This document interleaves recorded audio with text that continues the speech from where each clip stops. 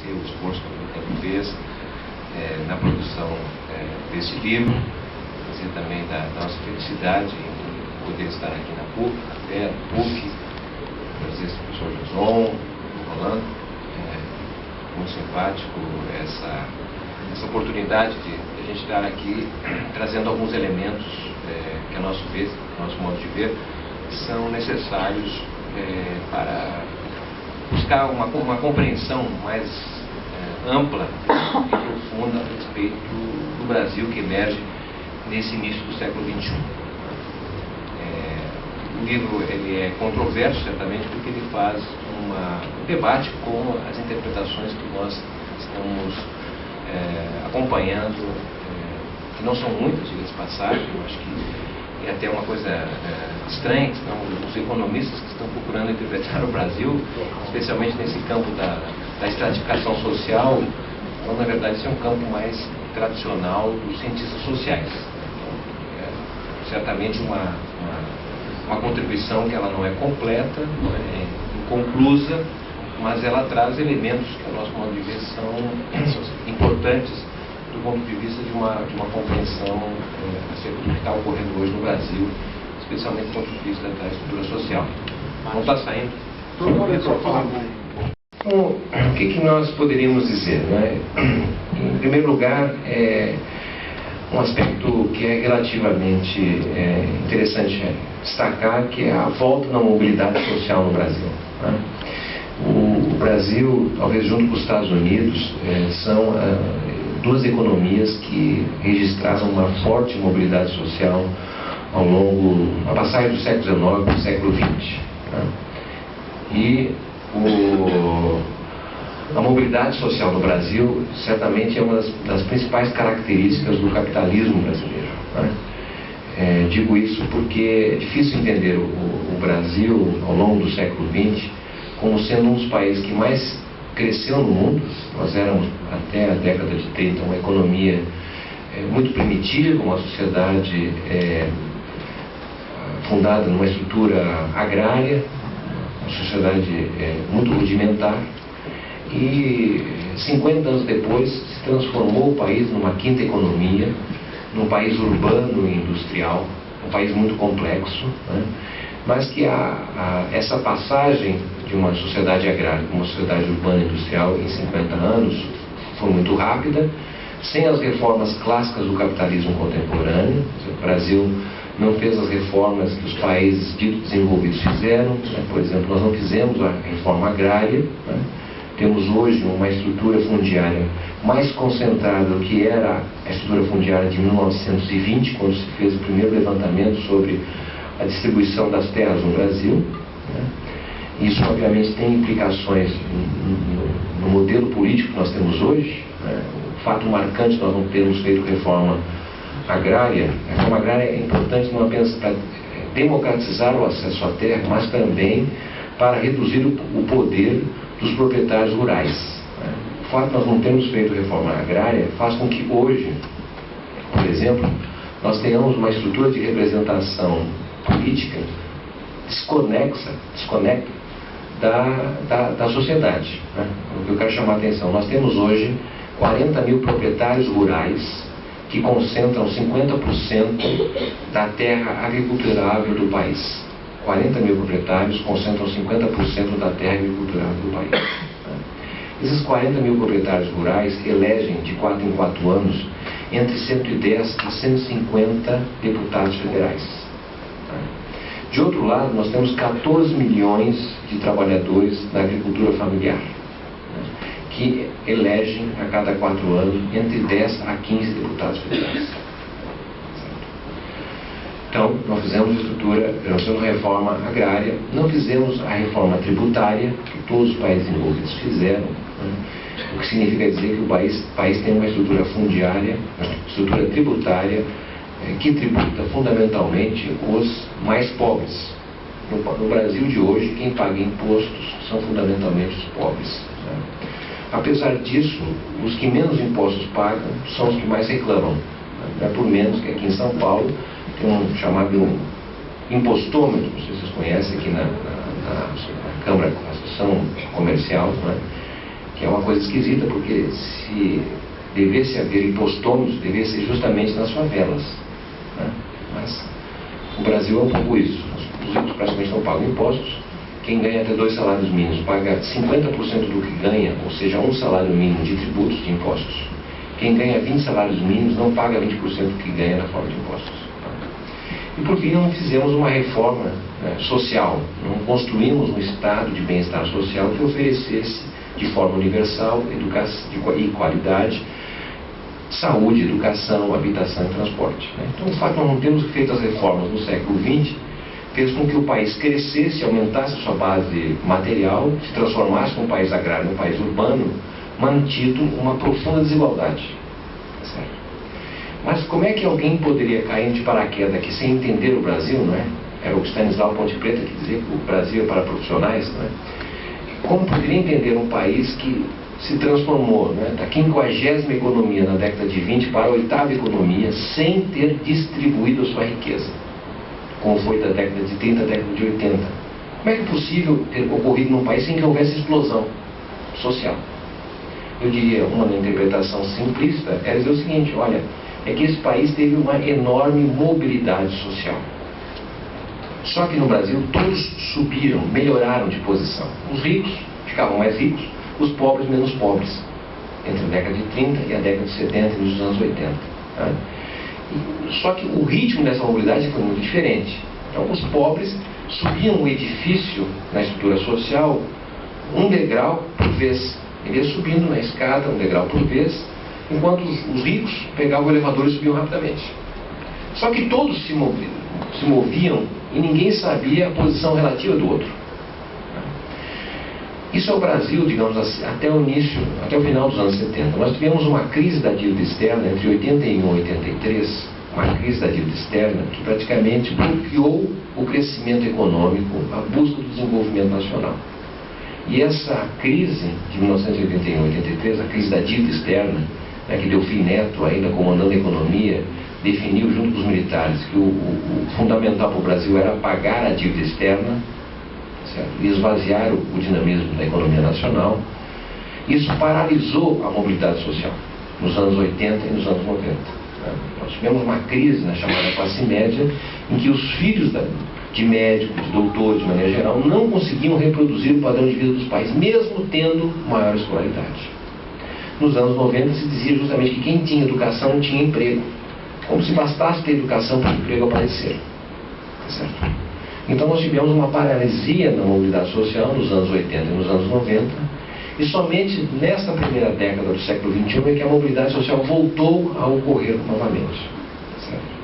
A nosso modo de ver é a volta da mobilidade social. A partir do início da década passada se deveu fundamentalmente à política. Foi a política que salvou o Brasil da regressão dos anos 80 e 90 do ponto de vista econômico e social. Nós éramos, em 1980, a 8ª economia do mundo. 20 anos depois, no ano 2000, o Brasil passou a ser a 13ª economia do mundo. Nós éramos menores que o México, para ter uma ideia. Em 20 anos, o Brasil aumentou o número de desempregados de 1,8 milhão em 1980 para quase 12 milhões no ano 2000. E nós tivemos uma redução ainda maior na participação da renda dos trabalhadores na renda nacional. Os salários representavam 50% da renda nacional em 1980 e regrediram para 38% da renda nacional no ano 2000. Então isso é uma regressão econômica, não obstante os avanços políticos que tivemos na transição da ditadura para a democracia e sobretudo pela Constituição Federal de 1988, que foi um avanço do ponto de vista da estruturação dos grandes complexos do Estado de Bem-Estar Social brasileiro, que permitiu, por exemplo, que o gasto social no Brasil, que representava 13,5% do PIB em 1985, passasse a ser hoje 23% do PIB. Não foi pouca coisa o que ocorreu do ponto de vista dessa estruturação do Estado. Mas, num país que não crescia a sua economia, nos anos 80 e nos anos 90, convivendo com alta inflação, etc., nós tivemos uma piora do ponto de vista da economia nacional e do ponto de vista da estrutura social. O que eu quero chamar a atenção é que, a meu modo de ver, houve um acordo político que deriva do início da década, que colocou como clareza que o Brasil não vai mais praticar voo de galinha. Como todo mundo sabe, aqui a galinha não voa, mas ela está sempre tentando voar. o Brasil parecia uma galinha nos anos 80 e 90, porque um ano ele crescia, tá certo? Mas no outro ano ele regredia ou não crescia. Então, estava sempre tentando voar sem alçar voo.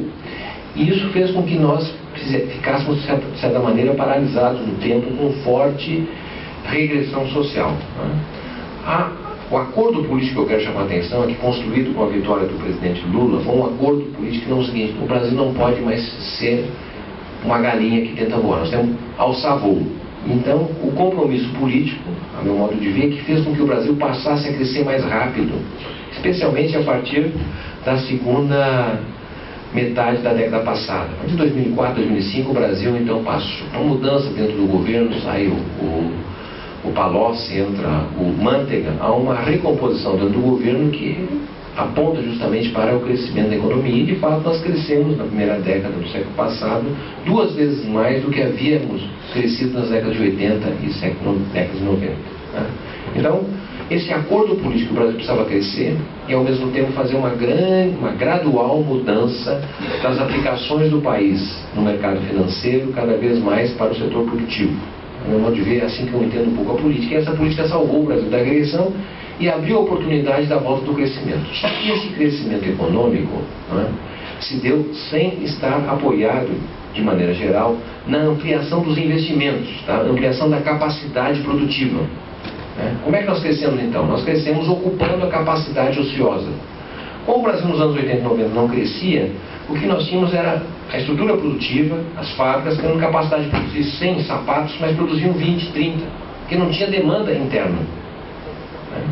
O que aconteceu com esse acordo político lá em 2003, 2004, e a certo passo lá em 2005, o Brasil voltou a crescer ocupando capacidade ociosa. E essa ocupação da capacidade ociosa se deu por uma certa inversão de prioridades, que foi melhorar a distribuição de renda na base da pirâmide social, para fazer com que segmentos que até então eram excluídos do mercado consumidor passassem a consumir, e ao consumir mais, moveram a roda da economia. Porque ao ter renda, passaram a demandar a produção começou a ser girada, ocupando a capacidade ociosa que o país tinha. Não precisou aumentar investimento nesse sentido. Né? E esse acordo político, digamos assim, permitiu que os pobres fossem beneficiados concomitantemente com os ricos. Todo mundo se beneficiou, de maneira geral. Tá certo? Um circuito aí, a partir de 2004, 2005. Bom, essa é a minha forma de entender, mas eu entendo que neste momento nós estamos já com um esgotamento desse modelo de distribuir para crescer. Por quê? Porque hoje nós estamos batendo nos limites da capacidade ociosa existente. Para continuar a incluir essas pessoas pelo mercado, vamos dizer assim, né? E nós temos ainda um contingente de mais ou menos 40 milhões de pessoas a serem incluídas. Só para vocês terem uma ideia, nós temos hoje no Brasil 16 milhões de brasileiros que vivem com R$2 por dia. Ninguém de nós aqui tem a menor ideia o que é viver com R$2 por dia. R$2 por dia. Nós temos 16 milhões de pessoas que estão nessa condição. Certo? Então, incluir esse segmento, se você começa a dar renda, emprego, as pessoas vão consumir mais. Só que nós não temos estrutura produtiva para atendê-los. Então, sem ampliar a capacidade produtiva, o que você vai ter? Ou é uma pressão para consumir produtos que você não tem, então isso gera inflação, de um lado, ou outro lado vai significar importação de produtos. E nós podemos ter um problema maior ainda na balança comercial e de pagamentos por consequência. Então nós estamos vivendo uma questão chave. A questão chave que rebate novamente da política, porque sob o governo Dilma vai ter que fazer opções. Não vai ser possível mais agradar a todos como foi o período do presidente Lula. Certo? E portanto nós estamos vendo uma batalha interessante, que é uma batalha na questão financeira, esse enfrentamento recente com os banqueiros em relação à questão dos juros, certo? Não é uma... Fazia muito tempo que os governos, os presidentes entravam em choque com os banqueiros, certo? Não é pequeno o que está sendo ocorrido nesse momento. E outra batalha é a batalha com a mídia tradicional. Certo? Nós estamos tendo aqui um momento importante do ponto de vista político, que significará, a meu modo de ver, uma certa inflexão naquele acordo político conformado com a vitória do presidente Lula. Quem vai ganhar exatamente, nós vamos ter aqui os próximos passos para explicar. Não é? Mas se não ampliar a capacidade de investir do país, nós temos dificuldade de sustentar esse modelo de inclusão para o mercado. Bom, o que eu quero chamar, esse movimento, de certa maneira, não é alguma coisa quase que consensual do ponto de vista dos intérpretes. O Brasil avançou, melhorou, era a 13ª economia, hoje é a 6ª economia do mundo, né? Houve um avanço significativo nesse sentido, tinha 12 milhões de desempregados, hoje tem 6 milhões de desempregados, alguns setores estão com escassez de mão de obra, especialmente setores com maior qualificação de mão de obra. Nós temos problemas, um déficit grave no Brasil, que é, por exemplo, a falta de médicos. O Brasil vai ter que importar médicos, certo? Se quisesse um país decente, por exemplo, né? Entre outras profissões, né? A renda do trabalho aumentou, ela era 38% do PIB no ano 2000, agora em 2011 deve estar em uns 46%, está ainda longe do que era em 1980, mas há essa trajetória. Para continuar essa trajetória, o Brasil tem que ampliar a capacidade de investir, e isso não é simples de fazer. O nosso estudo, né? Onde é que entra o nosso estudo? Nosso estudo procura entender o que foi esse acordo político do ponto de vista social. Como rebateu na estrutura social. Nós temos uma vertente que olha e tenta entender esse movimento pelo lado do mercado, certo? Que é uma literatura à margem, digamos assim, das ciências sociais. O que nós temos de maneira geral é que aqueles que trabalham para as empresas, né, estão muito preocupados em entender se houve melhoria de renda e como é que essa renda rebate no consumo. Os que trabalham para as empresas querem saber, não é, se vai crescer o emprego e quem vai a classe C, D e E, porque isso significará maior pressão por consumir determinados produtos. E para as empresas interessa saber que tipo de produtos as pessoas vão consumir, porque elas vão produzir mais para aquele segmento, para aquele X, assim por diante. Certo? Isso aí é uma literatura economicista, vamos usar um termo assim, não é, muito apropriado para as decisões dos capitalistas.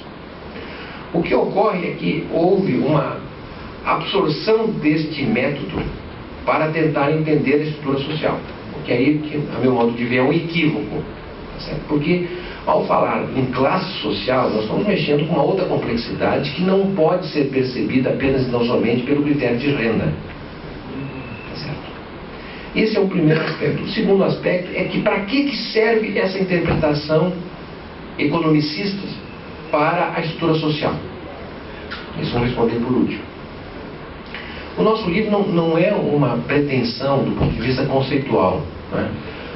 Analisando os dados oficiais existentes produzidos pelo IBGE, seja pelo Censo Demográfico, seja pela PNAD, Pesquisa Nacional por Amostra de Domicílios, né?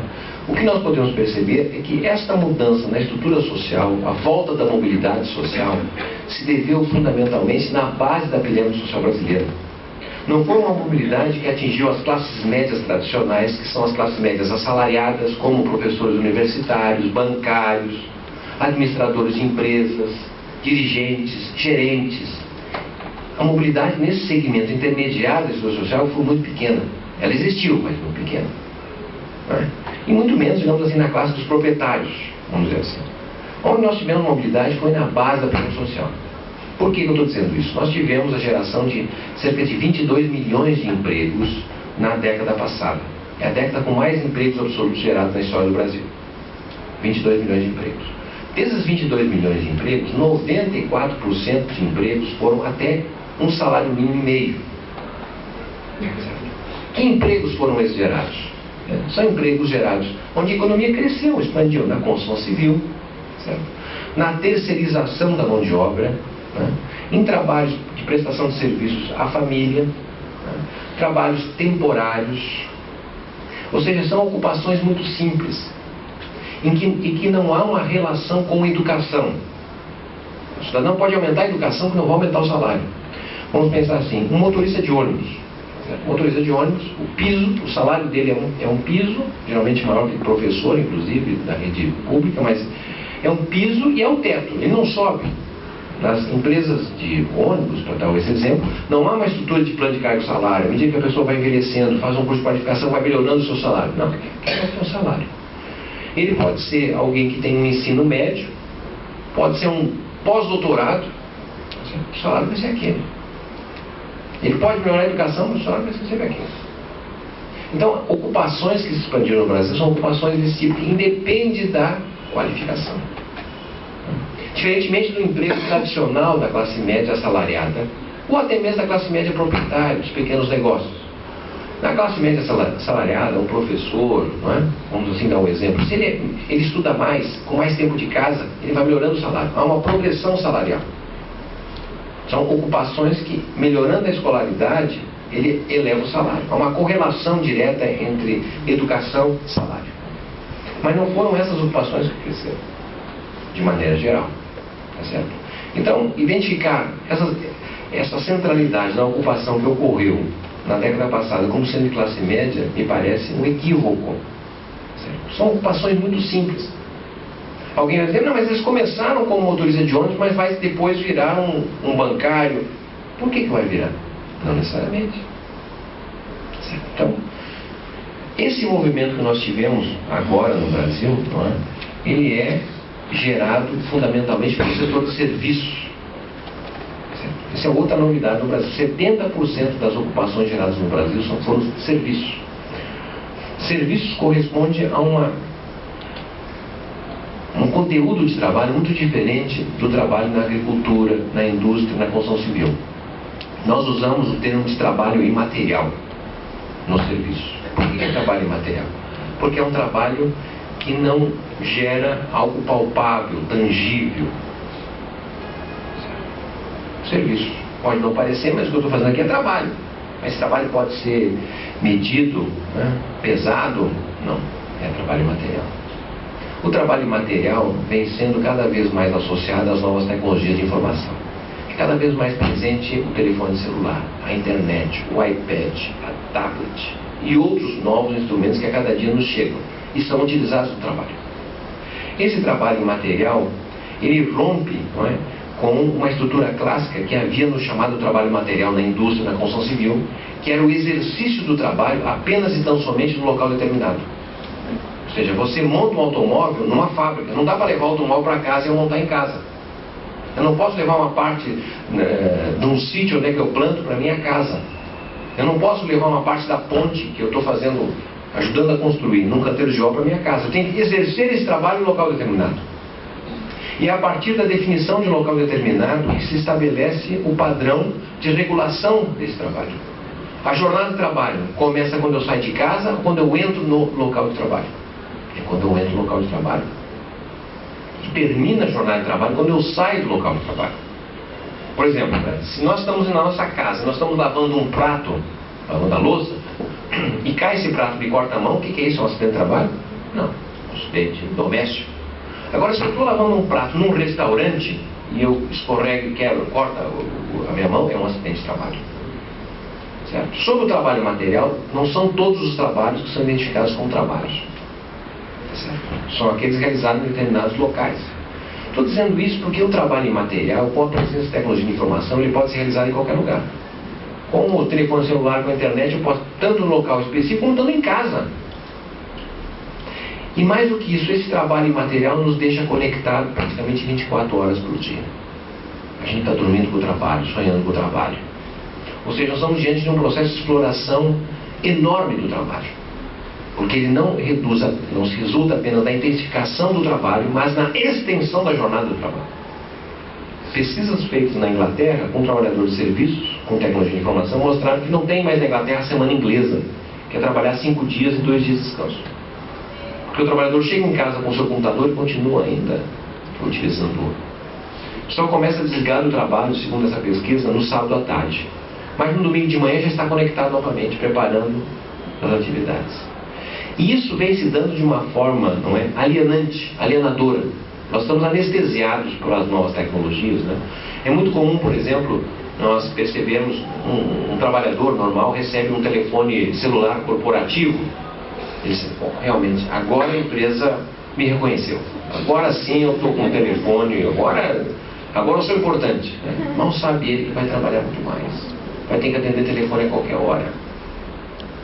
É um processo de alienação nesse sentido, certo? E essa alienação resulta também da incapacidade dos sindicatos identificar essa mudança. Os sindicatos estão deixando de ser, não é, instituições portadoras do futuro para ser defensores do passado. É uma questão chave. Não só os sindicatos, os partidos políticos também. As associações de bairro. Então, essa mudança, do ponto de vista da classe trabalhadora, isso é um movimento geral, não é uma especificidade do Brasil, ela se combina com o que ocorreu nessa ascensão social na base da pirâmide social na década passada, que foi uma ascensão fundamentalmente do serviço. E esse segmento que vem ascendendo é um segmento, nós tivemos 22 milhões de postos de trabalho, e eu pergunto, quantos desses novos trabalhadores que ingressaram foram se filiar nos sindicatos? Em 1989, a taxa de sindicalização no Brasil era de 32%. Hoje ela é de 18%. Chegou a ser 16% em 99. Houve um aumento, mas é residual. Nós tivemos 1 milhão de alunos que ingressaram no ensino superior por conta do ProUni. 1 milhão. Quantos desses ingressantes do ProUni, oriundo dos segmentos menos privilegiados do Brasil, se incorporaram ao movimento estudantil? Então, nós precisamos considerar, ou seja, essa ascensão social na base da pirâmide vem sendo lidada de uma forma muito despolitizada. E esse segmento que ascendeu vai liderar o Brasil nos próximos anos. É um segmento que se assume como sujeito e ator, mas bem marginalizado, digamos, ao lado das instituições da democracia. É natural que quando a gente pergunta, entrevista esse segmento que emerge, né, pelo emprego e passa a consumir mais, né, ele se entenda que quem é o responsável por essa movimentação, por essa melhora. De maneira geral, eles vão responder, olha, o responsável sou eu, porque eu estudei, eu trabalhei, eu me esforcei, eu sou o responsável. Ou seja, nós estamos dentro de um processo de individualização muito grande. O cidadão que emergiu acha que é ele o responsável. Não que não tenha ele importância, não vamos negar isso. Mas o resultado dessa emergência social, digamos, ascensão social, é o resultado de uma decisão política. Se não fosse uma opção, não é, de crescer, voltar a crescer, não fosse uma opção de aumentar o salário mínimo, todo mundo que é jovem nem vai lembrar do debate dos anos 80. Se alguém ousasse nos anos 90 defender o salário mínimo, podia ser fuzilado em praça pública no Brasil. Porque era uma heresia dizer que aumentar o salário mínimo, se aumentar o salário mínimo ia quebrar as empresas, quebraria a previdência social. Agora aumentou o salário mínimo no Brasil e, pelo contrário, as coisas melhoraram. E diz assim, é natural que esse fenômeno que vem ocorrendo no Brasil seja despolitizado, individualizado, como foi no início dos anos 70. Nós tivemos na década de 70 uma forte mobilidade social. E foi mais profunda que essa noção que se verificou na década de 2000. Por que foi mais profunda? Porque era uma mobilidade social puxada pelo emprego industrial, certo? E absorvia pessoas que vinham do meio rural, que não conheciam água encanada, energia elétrica. Não sei se vocês tiveram a oportunidade de assistir o filme sobre a história do Lula, por exemplo, né? Ou aquele Central do Brasil. O filme o livro é melhor que o filme, mas esses dois filmes, né, mostram, na verdade, como foi essa mobilidade social. As pessoas que vinham lá do interior do Nordeste, interior de outros estados, não conheciam nada, vieram para São Paulo, para o Rio de Janeiro, e de repente passaram a trabalhar numa indústria. Acho que isso é uma mobilidade social enorme. Só que as cidades brasileiras estavam despreparadas para absorver esses segmentos novos. Então o cidadão foi morar lá longe, na cidade de Tiradentes, na Zona Leste. Não tinha transporte, não tinha água, não tinha luz. Então houve o quê? Um estranhamento. Eu saí lá do campo, vim para a cidade, estou numa indústria, mas que condições de vida eu tenho? Condições de trabalho, sob o autoritarismo dos anos 70. O que ocorreu nessa época? Nós tivemos,